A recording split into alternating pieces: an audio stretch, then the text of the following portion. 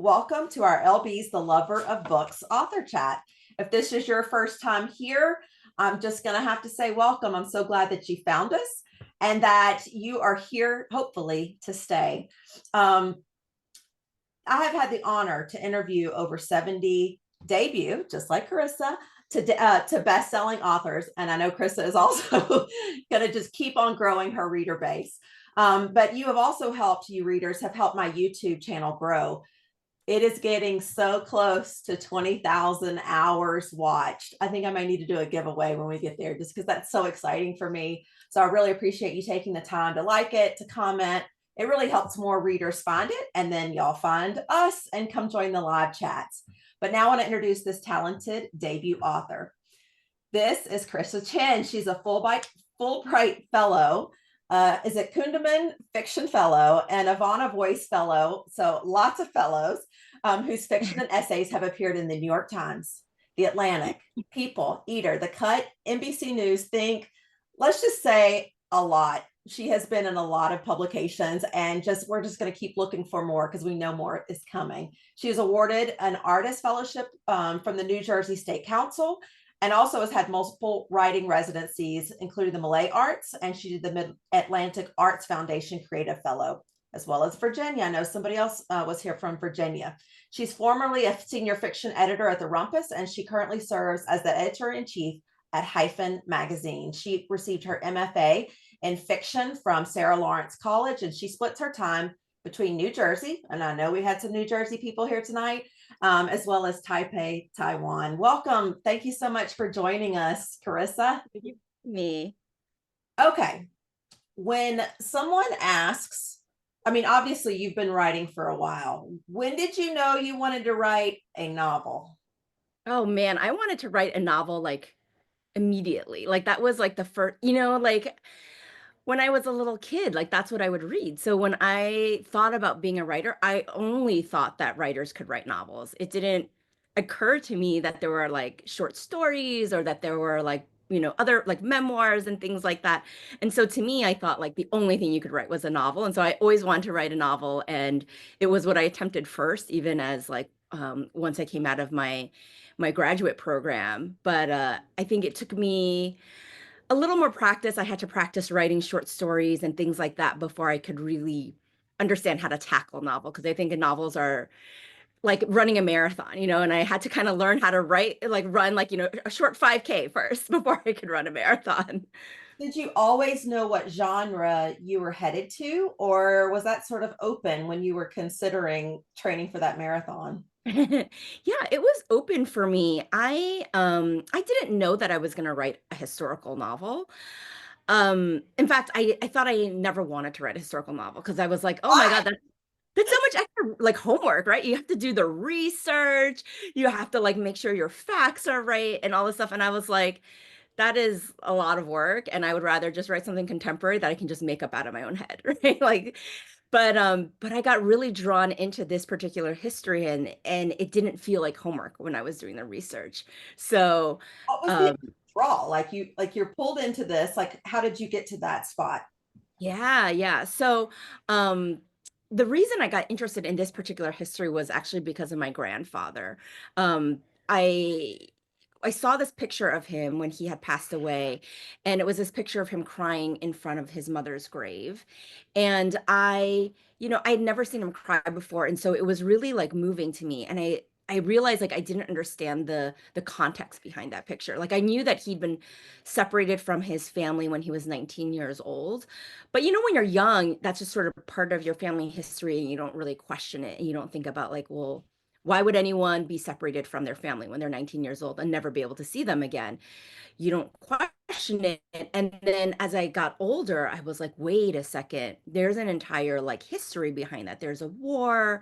His story was like one of like 2 million people who came to Taiwan after the Chinese Civil War.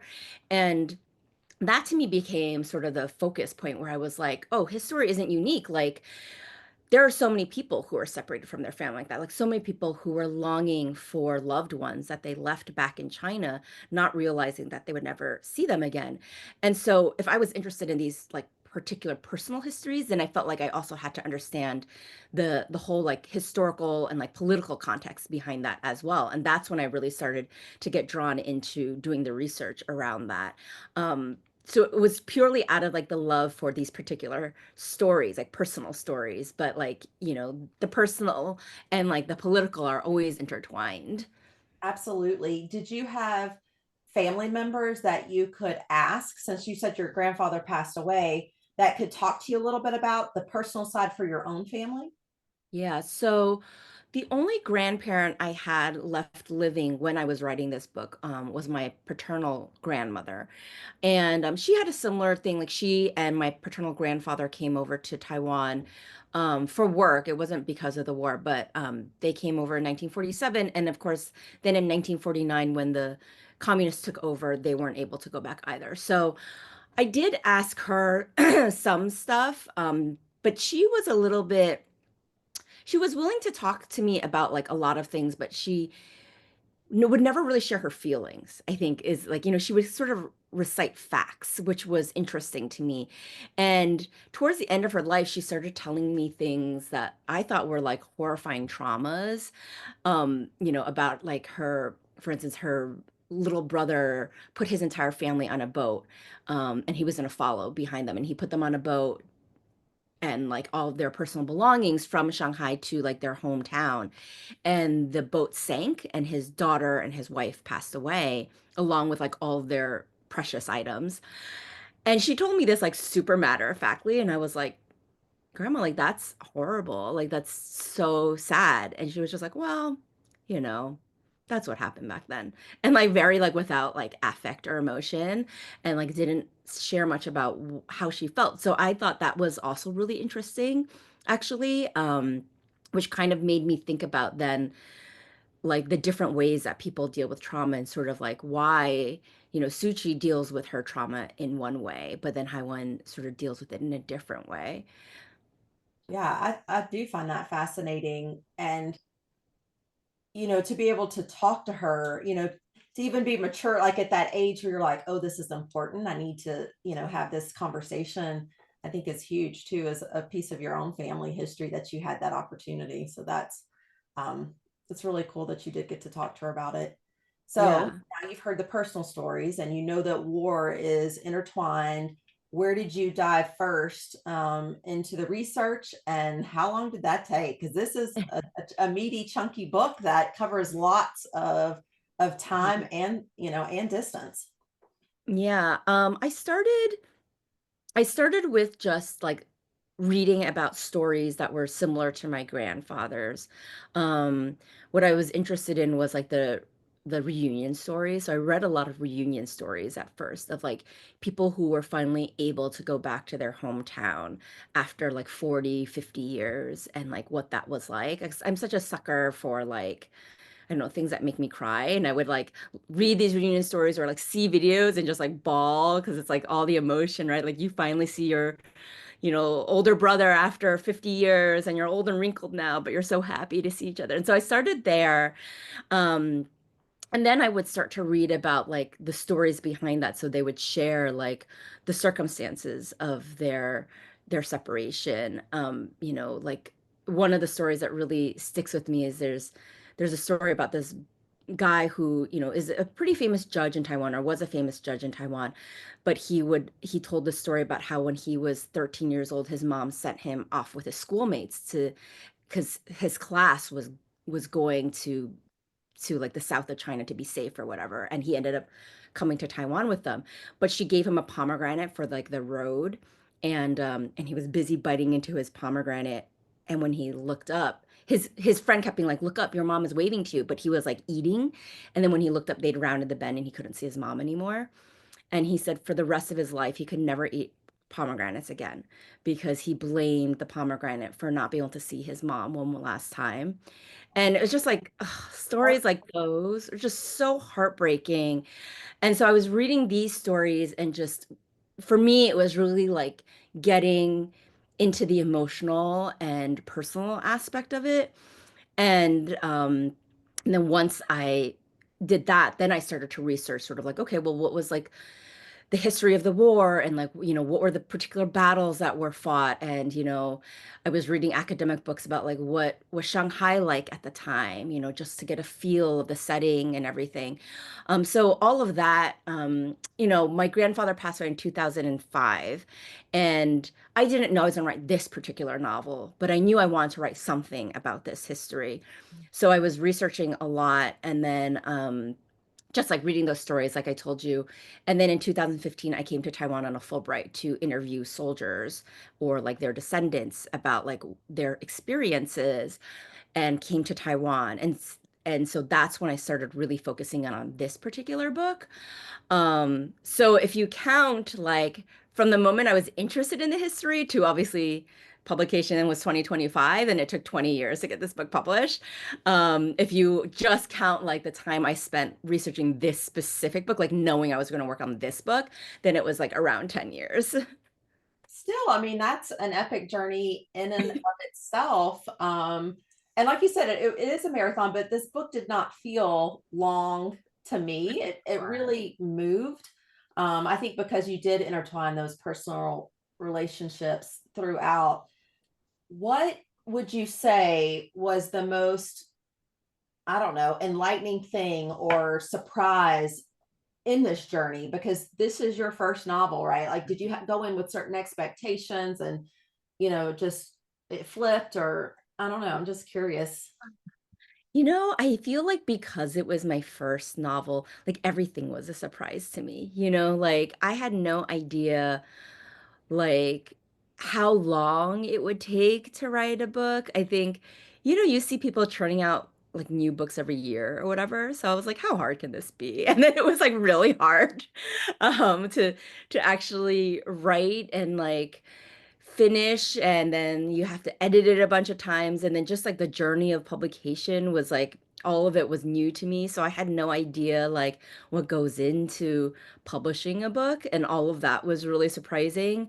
The number of people it takes to bring a book alive, like it's not just you think of like, okay, you have like an editor, like we all know about that, and you have an agent, but then you're like, oh, there's like copy editors, and then there's like a copy chief, and like there's multiple copy editors, and there's like, I don't know, like production managers and publicists and marketers and like all these things. And, I'm just a writer who's like used to just doing my little thing in a corner by myself. And all of a sudden now there's a million people involved. And so that was like, wow, okay, I guess like all these people are going to be reading my book and having something to do with it. And that was really like sort of bonkers to me. Well, now that you've done the research and you've started this writing process, when did you make the decision that you knew it was going to be a multiple timelines flying back and forth, and also the two voices that we were going? Yeah. When was that? Yeah.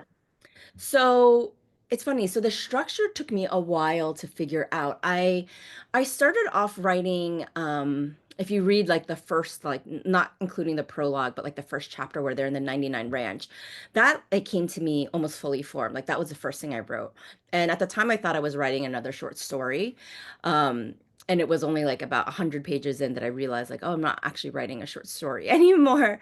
Um, but I wrote that part, and then I like fell back into the past, and I was like, okay, I kind of want to write a little bit about their childhoods. And then I would did not write this in any particular order. Then I wrote like a bunch of chapters in the middle, and like when they're in Hong Kong. And I looked at what I had and I was like, what am I doing? Like, this isn't a novel. This is just like random scenes from their lives. And I cannot figure out what I was trying to do.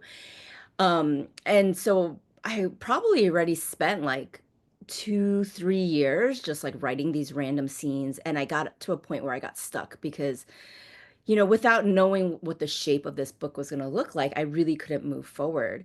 And I was at this writing residency, which is like, you live at this place for a month with other writers and artists, and you're supposed to be writing every day, and they like give you food and That's stuff like supposed to that. be writing. Yeah, supposed to be writing. There's the key word, supposed to be. And instead, I was like spending every day just staring at my screen because I didn't know what I was doing.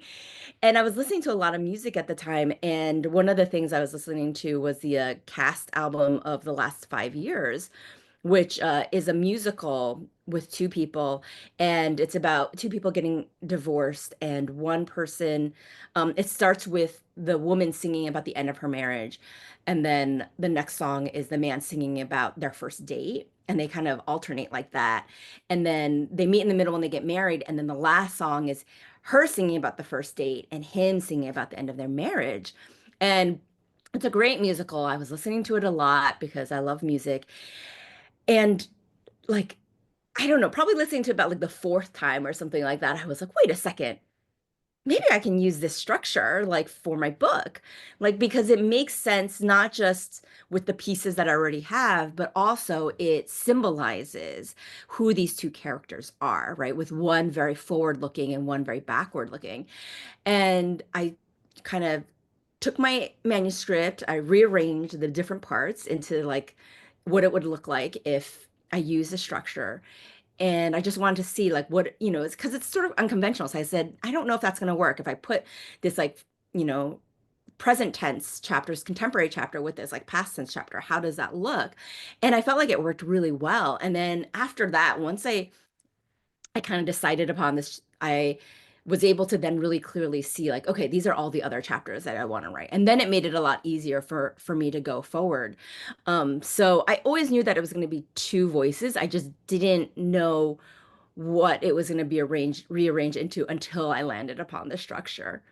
Well, I found it fascinating because when I began it, I thought, oh, Haiwen's going to give us present day view, and Suchi's going to give us the past, right? So that's how it's going to come together. But really, what you sneakily did was had them meet almost like the infinity to come back.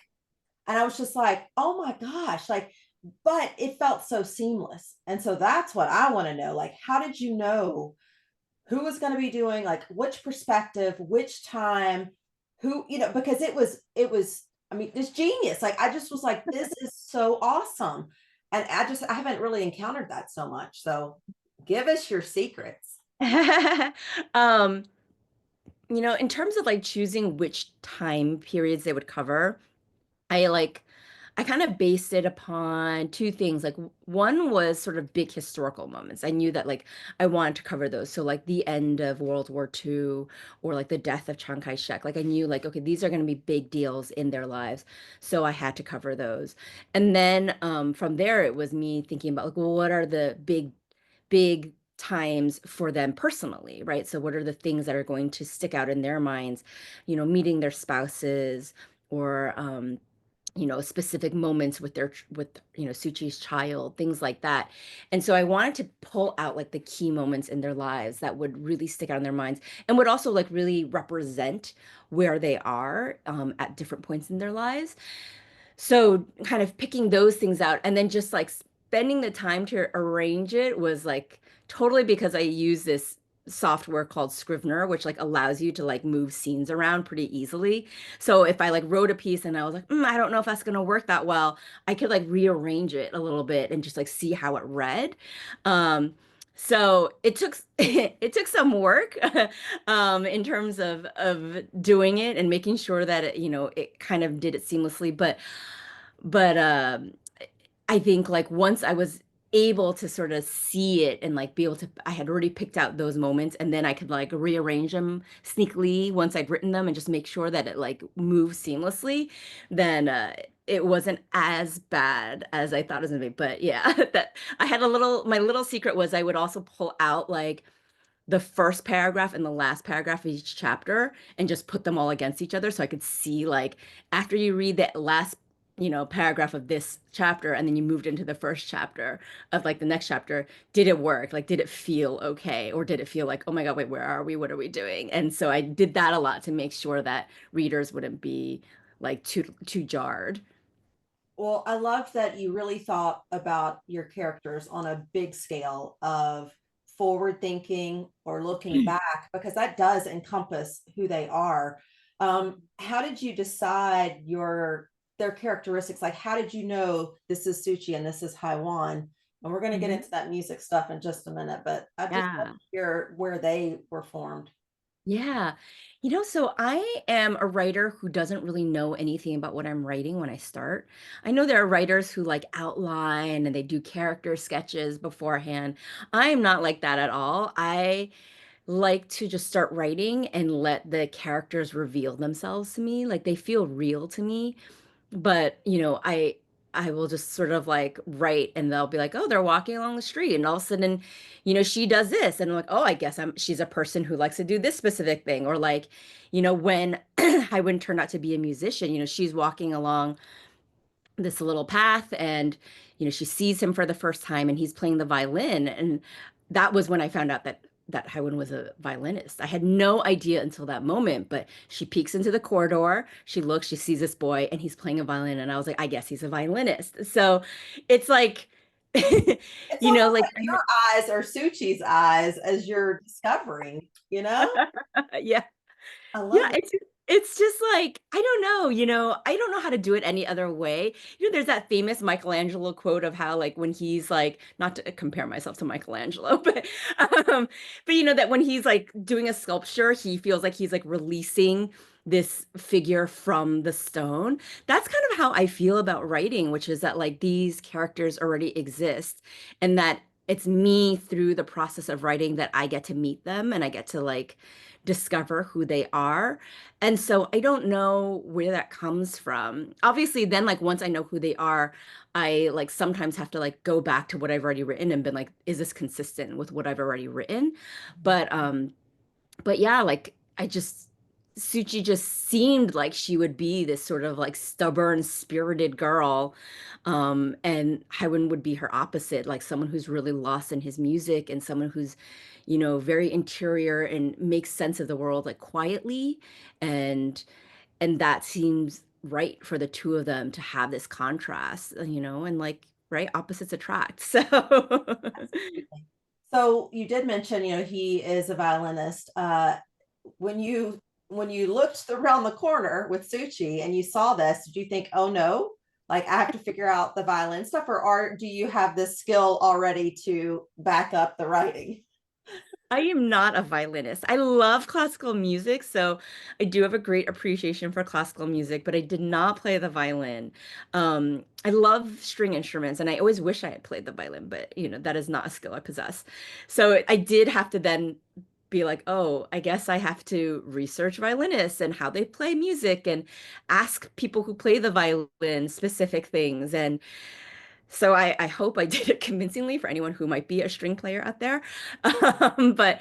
But it was definitely, I didn't think, oh no, but I was like, oh, I guess this is like another thing I'm going to procrastinate on is like researching things about violinists.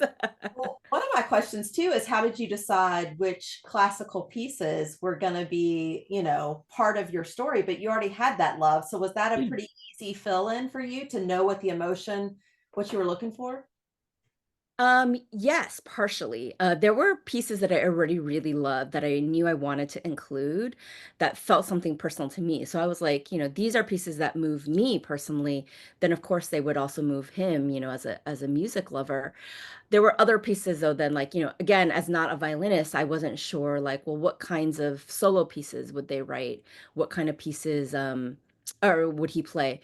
What would be appropriate for like a recital at his age, etc. So that I sort of had to ask people who were, violinists or much more expertise in that. But for the most part, it was like pieces that I just really loved myself and felt personal to me, like the piece that he plays for his mother is a piece that my mom loves too. That's a piece that my mom told me she tells me like when she was 6 years old and she heard it for the first time, she sat quietly and listened to the whole thing and she actually got teary-eyed. And I was kind of amazed by that. I was like, as a 6 year old. But she says, yeah, it like moved her so much. She thought it was so beautiful at 6 years old. And I was like, well, at that point in time, I had already decided on the piece being in the book because I liked the piece. But once you told me that, I was like, well, now it has to feature much more prominently because, my mom loves it so much. And I really wanted it then to be part of the relationship between the mom and Haiwen just because, as an homage to my own mom. Oh, I love that personal touch. So you have these songs going, and you've mentioned before that you were listening to music which helped you with your direction of point of view and whatnot, and you keep saying the word feel. So how did you want music to be portrayed in this? Because it really does bring out a lot of emotion throughout, and it is a nice string, throughout the entire novel. So did you have Yeah. intention going in that that was going to be, really a crucial part of the story and what it would do for the reader? So at first, I didn't have any intention, right? Because I didn't know it was going to be part of the novel. But once he became a violinist, once it was clear that he was a violinist, I sort of had to think about the book in terms of music a lot because I was like, well, this is a person who experiences life through music, right? The way he processes what is going on in the world is very much in terms of music. And so he would listen to that. He would be paying attention to all the music around him and I had to remember that that was how he was processing the world, and therefore it had to become a necessary fabric of the book. Um, and once I realized that, it made a lot of sense too, right? Because if you think about like music, when you hear like a song from like say when you're 16 years old, right? Like you're immediately transported back to that time. You can like immediately think about like, what school dance you were at or who you had a crush on and like who your friends are, all those things, right? This a really specific feeling comes back when you hear music. And like that's what music does. And I thought for a book that is so much about home and memory and, nostalgia and the things that like we miss, like music, of course, would be a factor into how these characters would feel about or would process things, right? So, you know, for Haiwen especially, home becomes wrapped up in music. The way that he thinks about his home is also very much wrapped up in like particular pieces. He thinks of something, he hears a piece of music in his head. He remembers his family, and that's connected to certain kinds of music.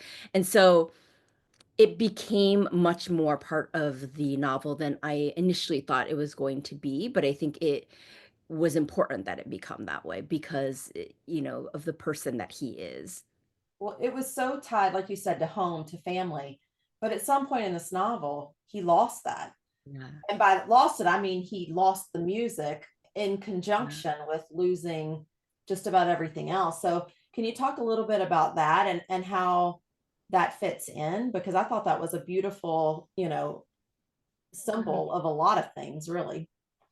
Yeah, he is someone who has dealt with such immeasurable loss, and things don't make sense to him anymore, right? Before the war, before all this was happening, or, before he joined the army, he was on a really clear path. He knew exactly where he was going and what his future would look like. And, that was very much, going to conservatory and becoming this musician. And then everything turns on its head, right? He loses his family, he loses his place of birth, he loses everything that he knows. He's in this new place with like the army, and he literally doesn't even have like a house, right? He like lives in the barracks for a while, and then he has to like build this house out of stone. So he literally has nothing. And I imagine that for someone like him, it's so destabilizing that even the thing that is most central to the fabric of his being, the way that he makes sense of the world, it becomes something that is nonsensical to him, right? It's gone because he no longer has that sense. He doesn't understand the world anymore. It becomes a totally foreign place. And so even the thing that is most essentially the core of who he is kind of leaves him as well. And it's something that I feel like, is like akin to a block, but even greater, right? Because it is so part of who he is. And I just wanted to be able to represent that, like, for someone who maybe normally took such comfort in music, that without even that comfort and, without a violin to play, without even the music in his head, then it becomes a place of extreme loneliness for him because he has almost nothing else to turn to. And he doesn't really know how to make sense of who he is and what he has become without it. On the opposite end, we have Suchi, and she is now headed into more of a musical career that she always thought she wanted, but maybe not so much now.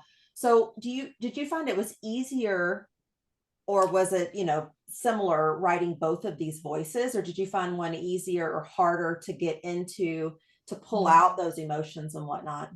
Mm. That's a really great question. I think I found them challenging in different ways. Like I found Haiwen actually really easy to identify with and to write. His like sort of interiority.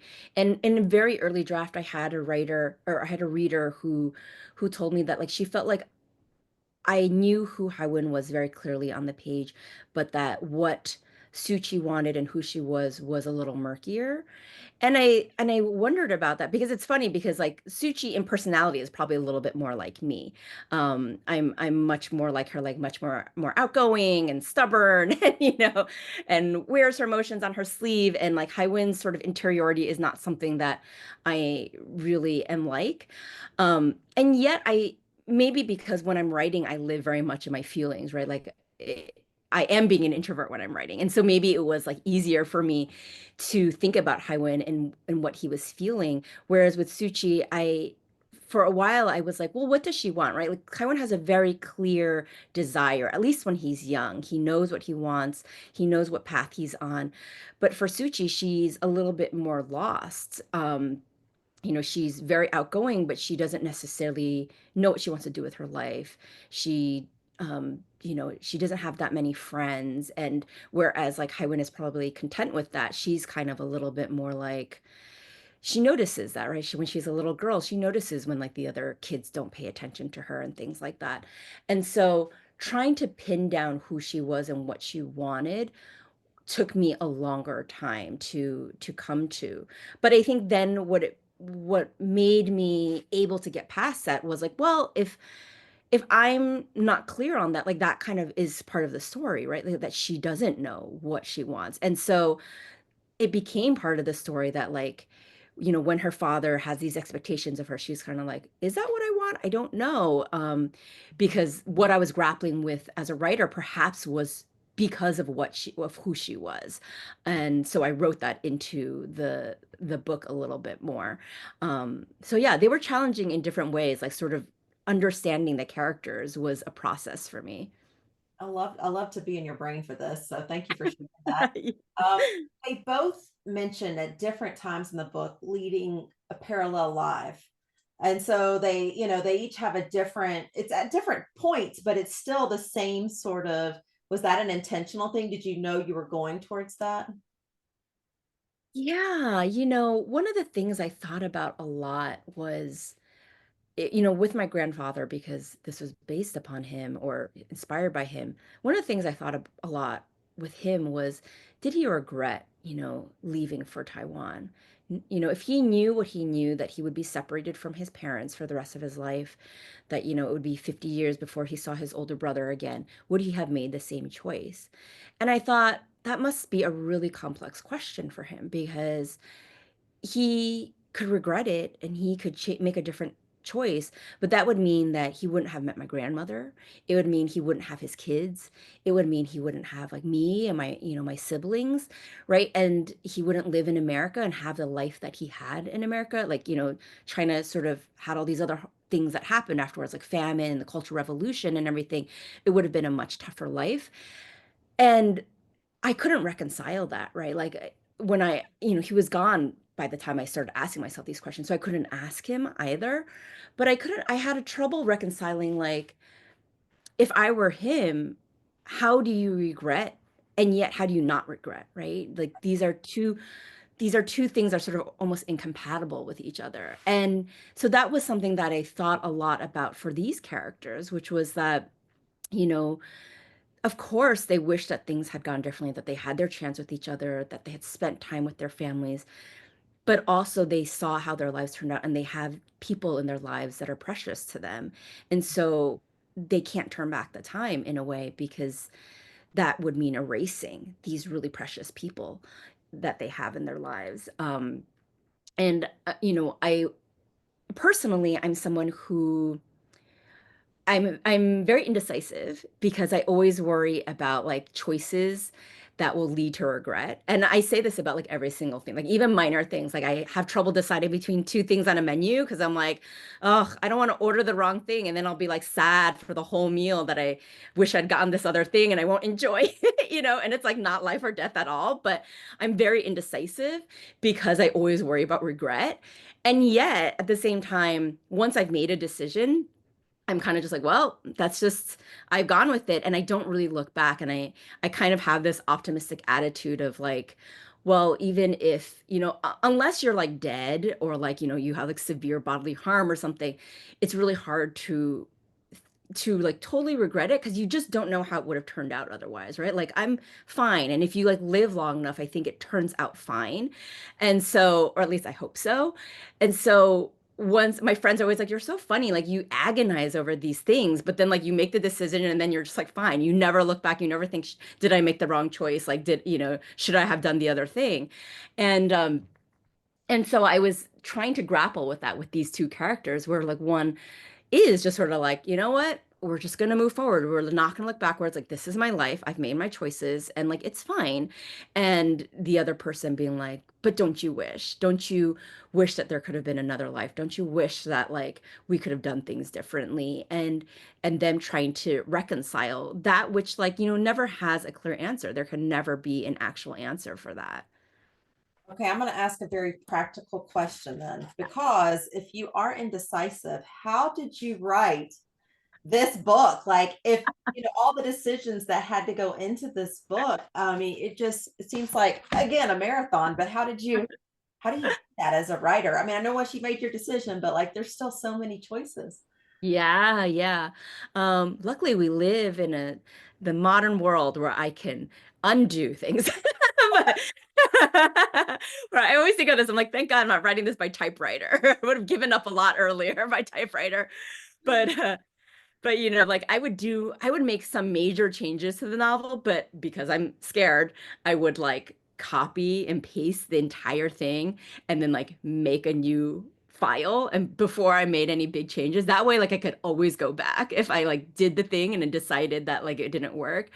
But also like yeah, like with the book it was just kind of like I just got to keep going. Like, just got to keep like there are times when I wasn't sure that like I had made the right choice with this book or even if like I wanted to keep going with it because it is so hard to find the fortitude to finish writing such a thing. And there were definitely times I wanted to give up.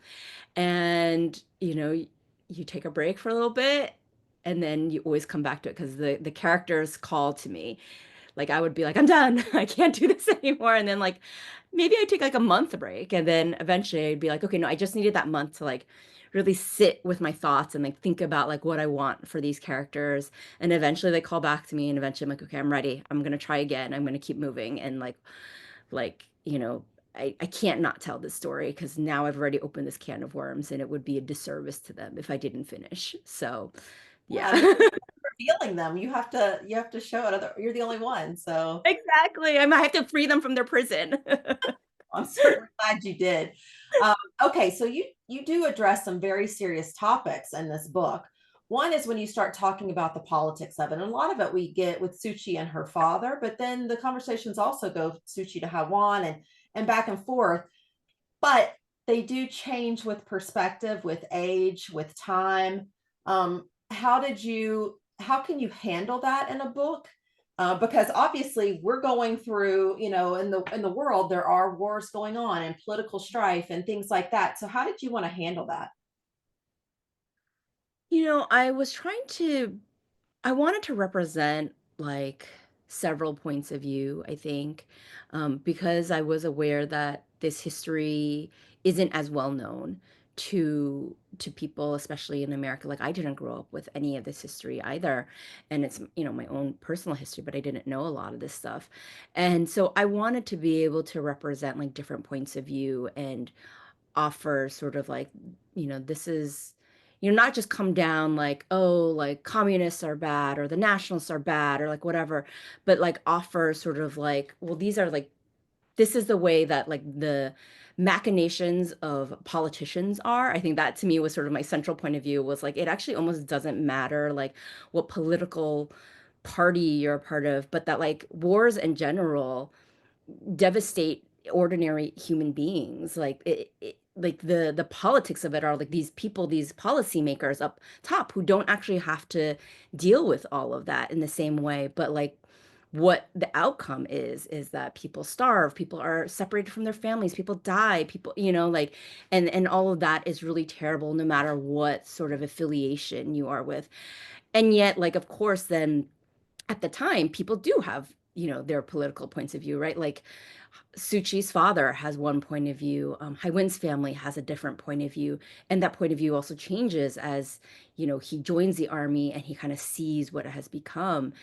And so I really wanted to give a fuller picture of that period of time in that sense, but also just kind of be like, it almost, I don't necessarily want to dictate a particular political stance so much as like these things are harmful to people in the big scope of history, and the people who suffer for these decisions are the citizens of a place. And that to me is like the most devastating aspect of it. Whatever like the belief system is, it it ends up being like this for a lot of people when war is involved.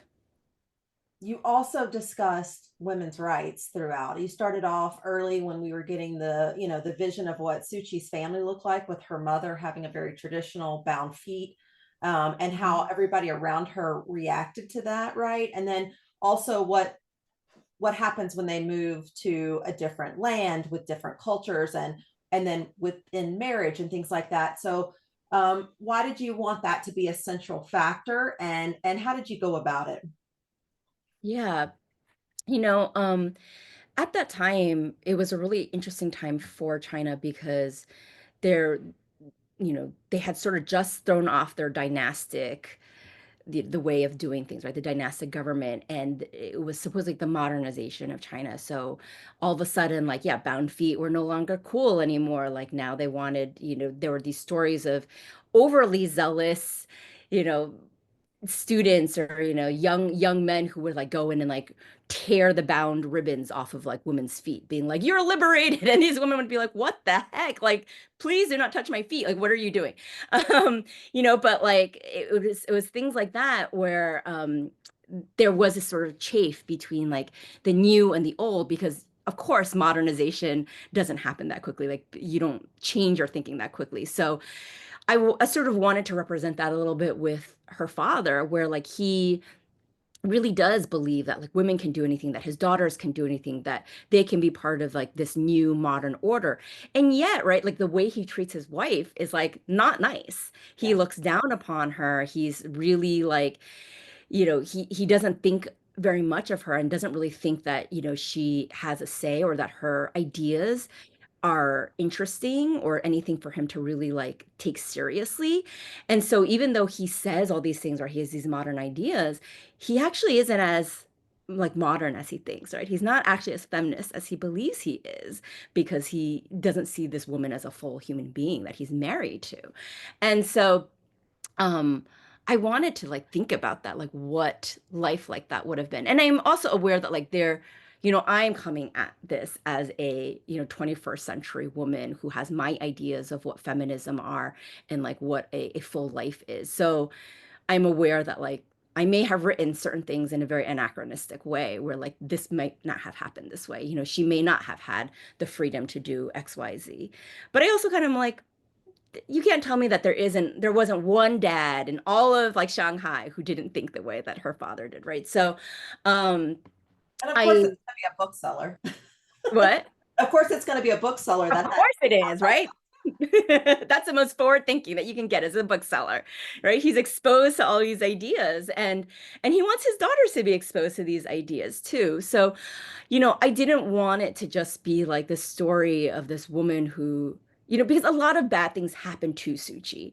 And in a way, you can say that she doesn't have a lot of agency in what happens to her. But I didn't want that to just be her story. Like, yeah, a lot of like things happen to her that she doesn't have control over, but that doesn't mean that she isn't a person without agency or a person without dreams and a person without aspirations.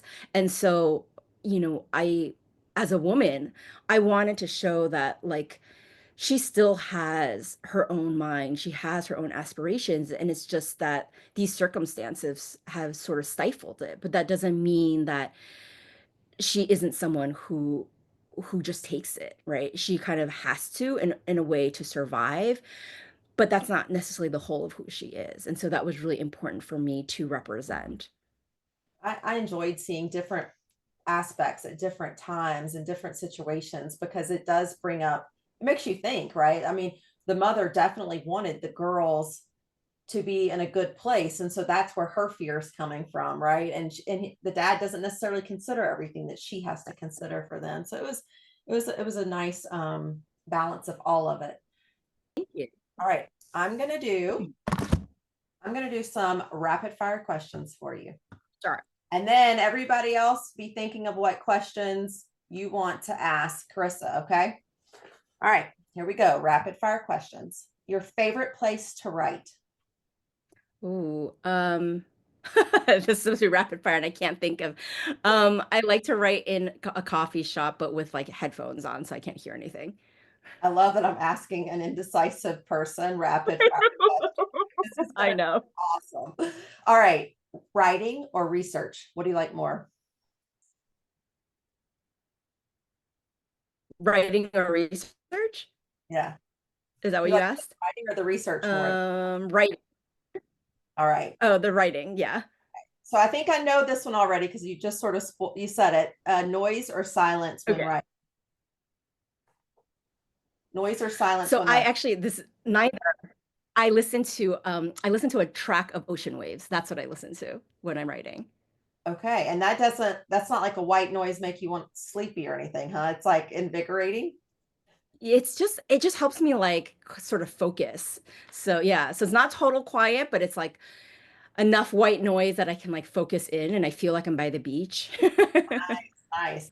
All right, did you enjoy more writing the present day or the past in this novel? Oh, I like them both equally. And what is your favorite tea? Um, Mint. You gave several examples of songs in this book. Do you have a favorite? Yes, the Brahms Symphony, number one, the second movement. That's my favorite.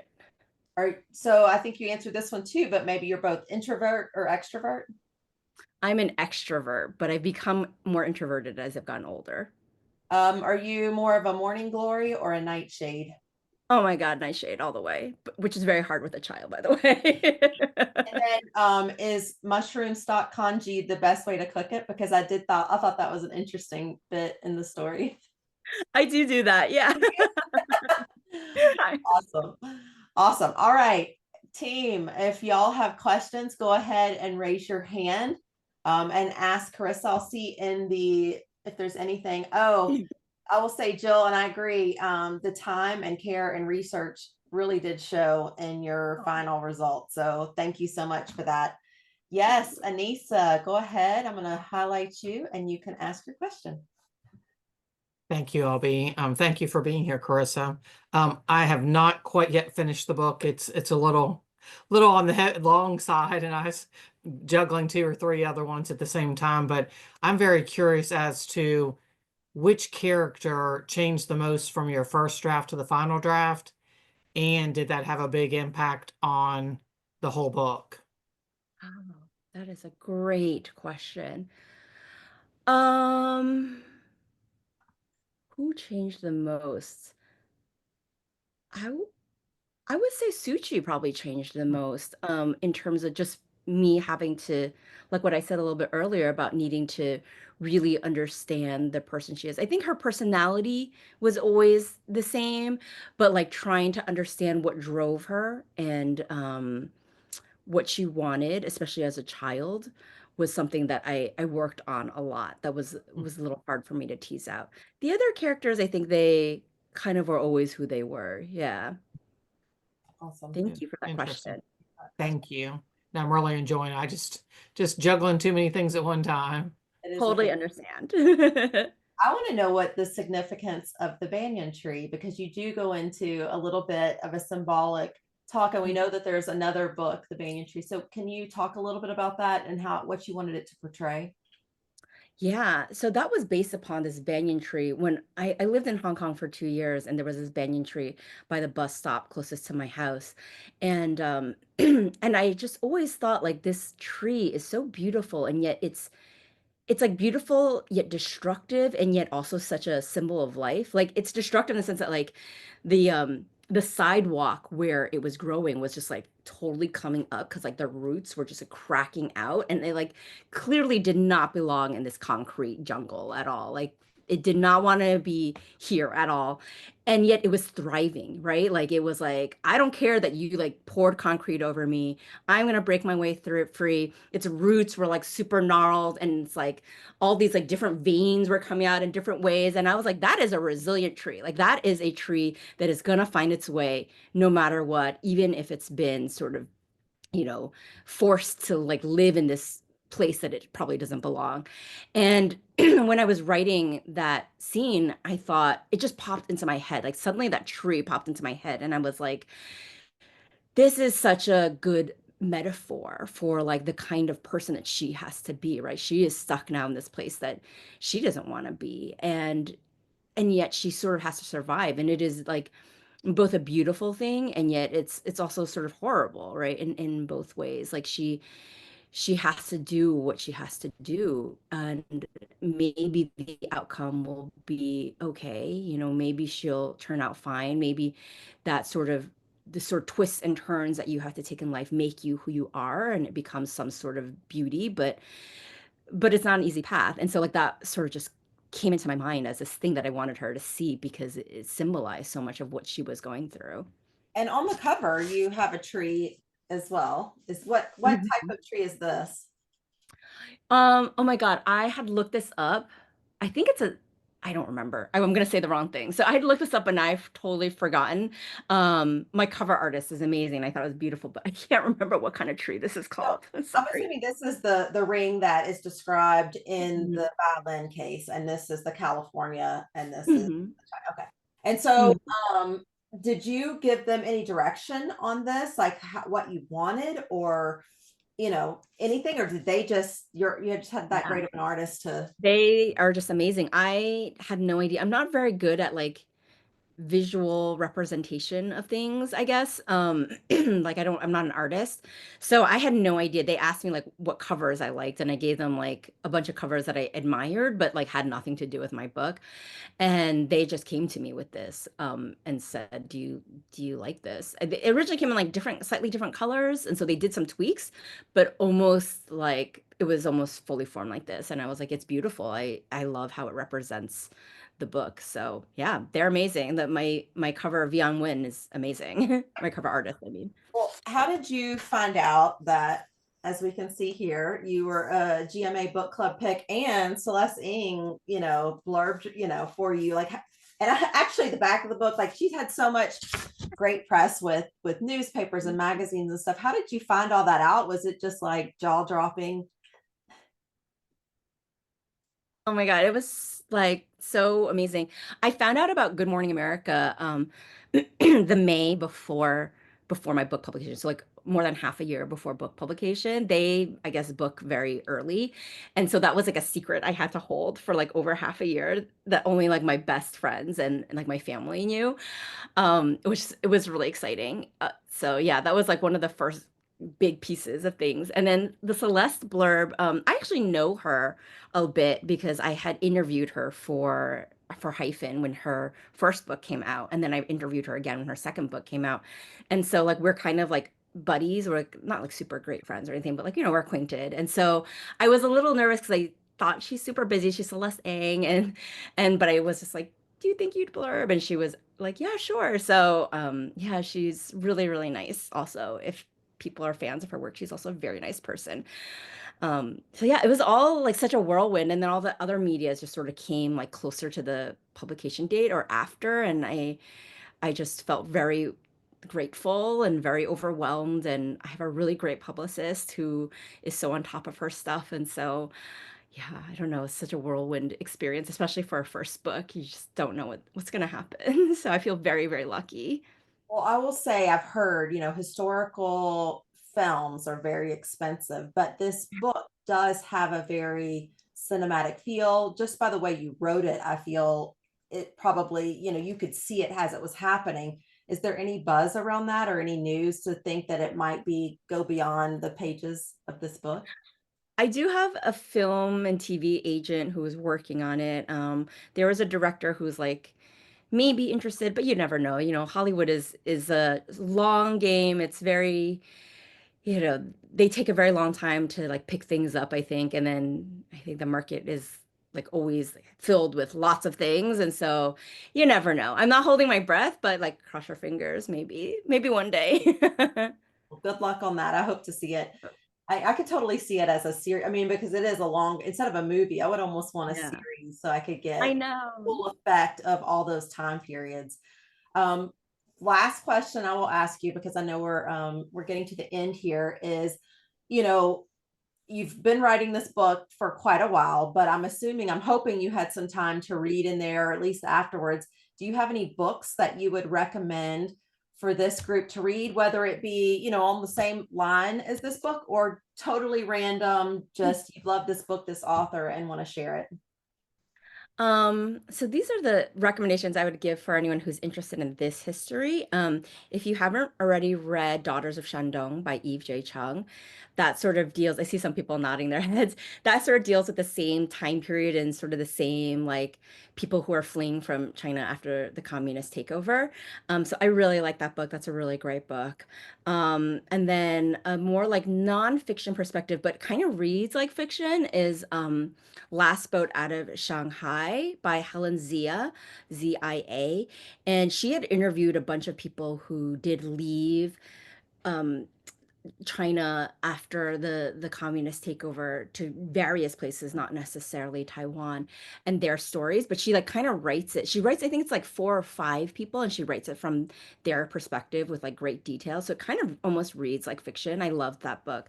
And then one more book that I love to recommend if you're interested in just like Taiwan's history, is called Green Island. It's by Shauna Yang Ryan, and it's about like the White Terror period in Taiwan. So it's a kind of a heavy read, but I think it's like important because it talks about a history that like people don't really know about, and it's fiction also. So those are 3 books I generally tend to recommend. Awesome. Thank you so much. And I will ask a footnote of a question. We don't get too many footnotes in fiction books. Did you make that decision? Is that editor? Like, how did that come in? Just because I don't see it too often. Yeah, yeah. So the endnotes I put in, I originally wasn't going to, but because there are a lot of things that I do put in that I leave unexplained, but then there were just certain things that I was like, well, I think a little bit more context would be nice for these particular parts, like having the lyrics to this song or specific explanations on like the puns that they're making and things like that. So that was my decision, even though, I left a lot of things unexplained, but like these were the specific things that I was like, oh, I want the reader to understand the context for this, so I'm gonna put this in. But I didn't want to like, break up the narrative in order to do it. So Well, I appreciate it. Thank you so much, y'all. Thank you so much for this wonderful night of enlightening discussion. And Karissa, thank you for bringing us to lands, wars, families, relationships we previously hadn't experienced. We can't wait for more readers to discover this epic tale. So everyone, make sure you recommend it and leave those reviews where you can. Also, she has an Instagram website, and you can check out some of those essays, short stories, things like that, what she's working on. So she has more if you are craving more, Chris, even though she's a debut author. Oh, what are you working? Are you working on something else? Are we, is this like a 5 to 10 year period, or do we get it like how? I didn't know what your time frame was. I just started working on something, but it's like so new that I can't make promises. It's actually gonna see publication, but it's like in a totally different vein. I'm sick of doing research. So it's much more of a contemporary novel. I'm excited. I can see you totally moving within and without, going in and out of different genres. Well, y'all check out her page. It's really cool. In 2 weeks on Sunday, June 1st, we're going to Zoom with Charlotte McConaughey to discuss her newest Wild Dark Shore. This is a book of the month pick. I'm going to keep it short and intriguing. It says a family on a remote island, a mysterious woman washed ashore, a rising storm on the horizon. She's going to be dialing in from her own island in Australia. So it'll be our Sunday, her Monday. So please join us. That'll be really cool to hear from her. And if you have an author that you would like to chat with, just contact me. Let me know. Sometimes that's where I get my best recommendation are from y'all. So stay up to date on these author chats. You can find me on Facebook, the LBs on Instagram, or also my YouTube channel. Just subscribe there if you want to get it, make your own TBR and read those books and then watch those author chats. Leave me a comment. Let me know what y'all think. And I'm just so thankful for all of y'all. Karissa, thanks for joining. I hope your little one's okay. And I hope to talk to you again soon. Thank you so much. I really appreciate it. I had a lovely time. Thank you, everybody. Y'all have a great night. Bye. Thanks, everybody.